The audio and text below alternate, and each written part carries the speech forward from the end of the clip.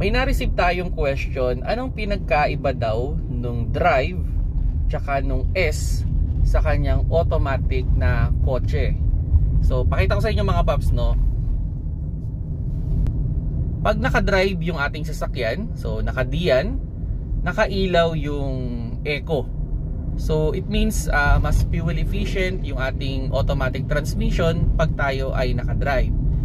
Now, pag yan ay switch natin sa S, mapapansin niyo mawawala na yung eco. So switch natin.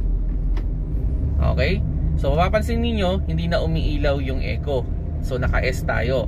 Then mapapansin niyo mas mataas yung kanyang RPM. So pag tayo ay naka-S, asahan na natin na mas malakas sa fuel yung ating sasakyan. Pero maganda yung kanyang response. Pwede nyo siyang gamitin na pang-ahon or pang-overtake. Pwede rin yan kasi malakas yung hatak niyan, ano? Yun nga lang, yun talaga yung consequences ng S. Malakas siya sa gas. Compare kung tayo ay naka-drive lang. So balik natin sa drive. So yun.